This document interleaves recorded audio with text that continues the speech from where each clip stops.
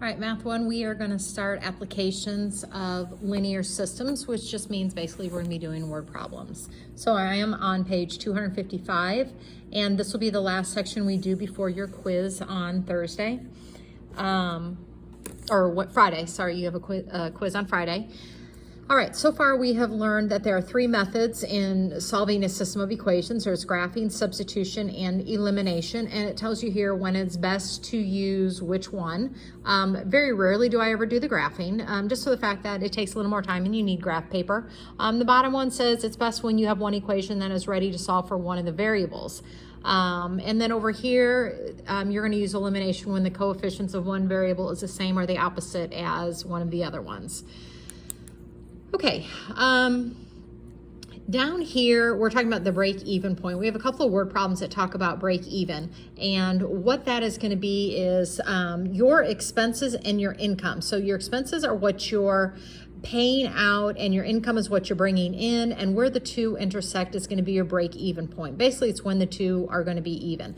All right, so if you take a look here, if the red line, which is your expenses, is greater than the blue line, you are losing money.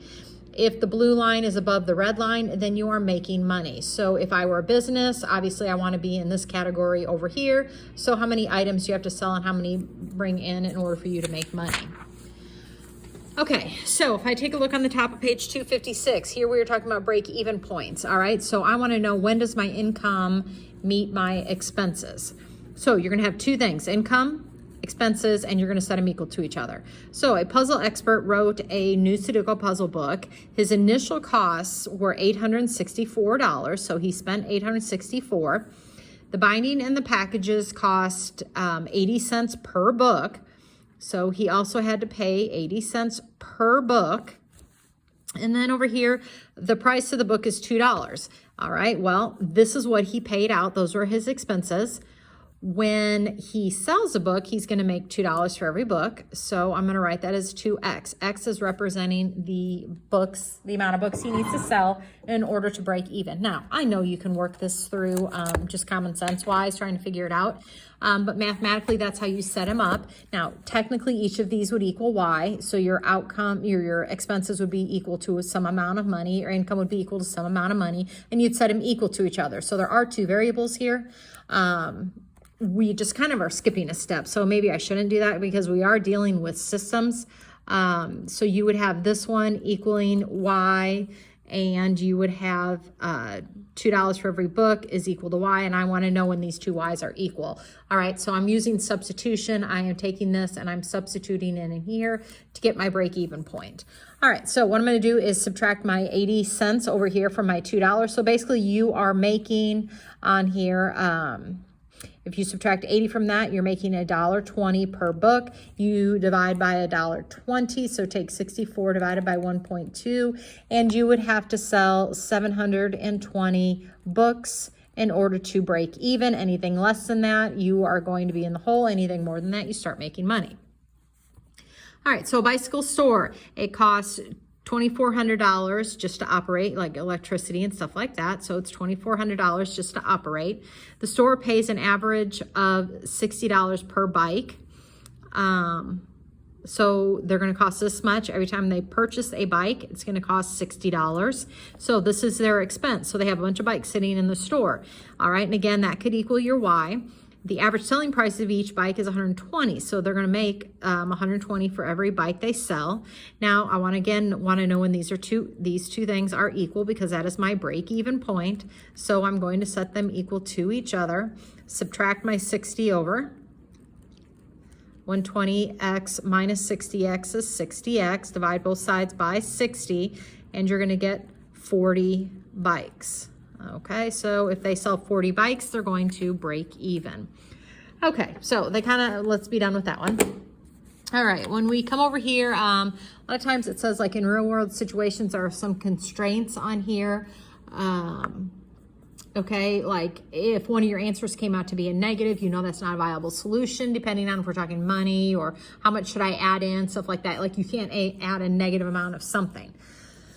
Okay, so let's take a look here. The zoo has 2 water tanks that are leaking. One tank contains 10 gallons and is leaking at a constant rate of 2 gallons per hour. And the second tank contains 6 gallons and is leaking at a constant rate of 4. When will the tanks have the same amount of water?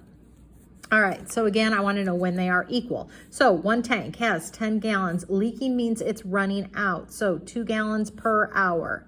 That's how much it has in it.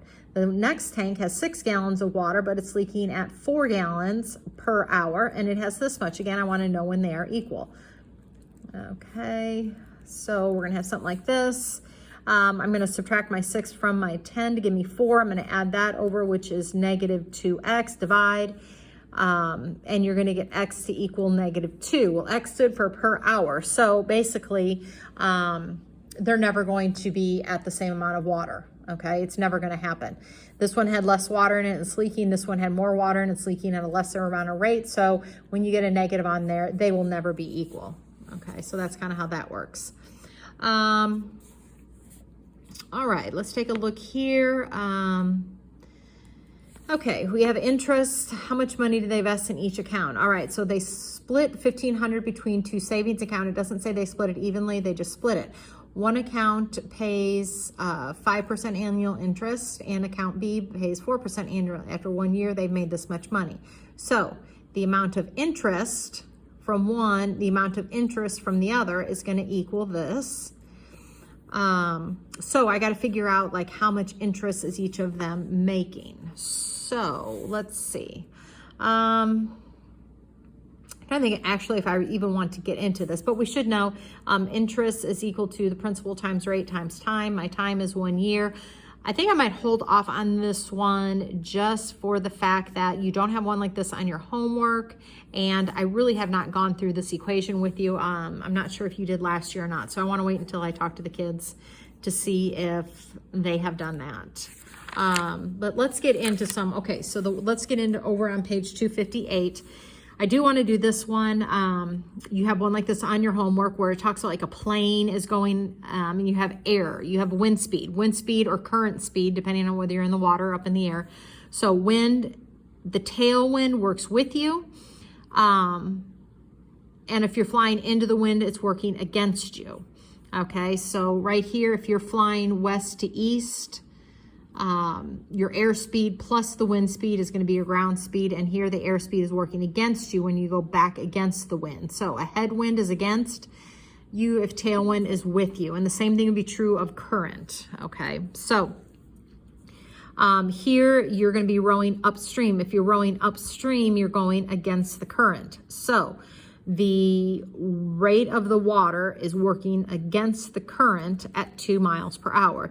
You travel the same distance down speed. Well, down speed, you're going with the current. So you take the water current speed, or the still water plus the current, and you're going to equal 5. Well, this is set up naturally for elimination. So you're going to add down. You get 2W is equal to 7, which means if you were paddling in still your own self, whatever you want W to be, you're going to get 7 over 2, which is 3.5 miles per hour. That's your still water. And then your current then is going to be 1.5. Okay, so this is still. And your current then is going to be at 1.5 miles per hour by substituting those values back in. So if I subtract these two, I get 2. If I add these two together, you get 5. Okay.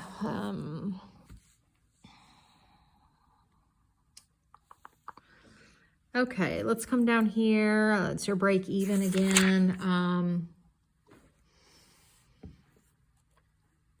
Okay, let's do this alloy one. Okay, I'm over on page 260.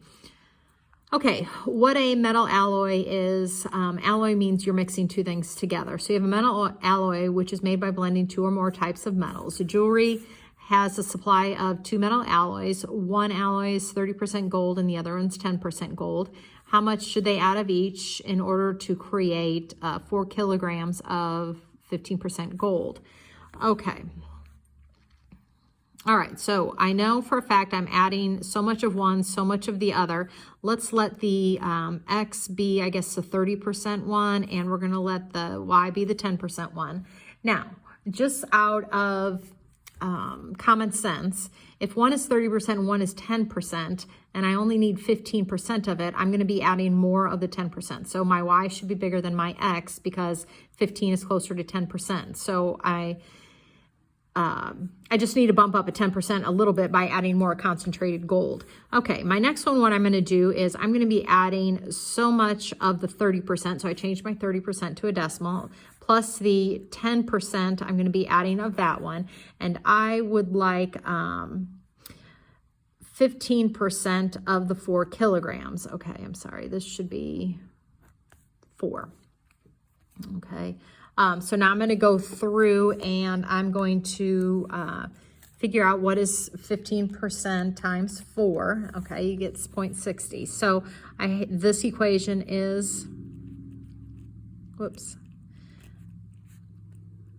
Okay, is that. Now, what I'm going to do is I'm probably going to use substitution in this case. So I'm going to go ahead and get Y by itself. So Y is equal to negative X plus 4. I'm going to take that and substitute it in here for the Y. All right, so I have 0.30X plus 0.10 times negative X plus 4 is equal to 0.6. I'm going to distribute that 0.10 across, okay? I'm just going to use the space down here.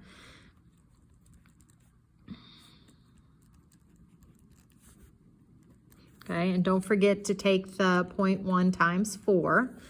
Okay, 0.6. Combine these like terms right here. So that's going to give me 0.2x. I'm going to subtract that over. So 0.6 minus 0.4 is that. Then I'm going to divide both sides by 0.20. So take 2 divided by 0.20. And I get x to equal 10. So what that means is I need 10 kilograms. I don't feel like that makes sense. Oh, I didn't put 0.2, my bad. Okay, I'm gonna say that does not make any sense to me. Okay, so you need 1 kilogram. So X stood for our 30%. So you're gonna use 1 kilogram of the 30% gold. And remember, I need 4 kilograms total. So if one of them is my 30%, then I need 3 kilograms of the 10% gold. And remember, I said in the beginning, your Y is going to be more because I need more of the 10% than I do the 30 because I just need this one bumped up by just a little bit because 10% is closest to 15. So I need more of that amount. All right, so there is my answer. So how much of each alloy should the jeweler combine to get 4 kilograms? And there's your answer. I feel like you have a question like that on your homework. I don't know if it says pure. If anything is pure something, then it's 100%. So if I had pure gold, I would use 100% instead of 30. So that's what that means. These can be a little bit confusing. So if you have any questions on any of these, please ask me. Send me a note, look up some YouTube values under the system of equations, like you can do your wind problems, your wind speed, current speed, you know, the one that we did back on this page. If you need to look up wind and current problems using system of equations on YouTube, and maybe that could help a little bit. Anyway, just let me know if you have any issues, and then we have our quiz on Friday.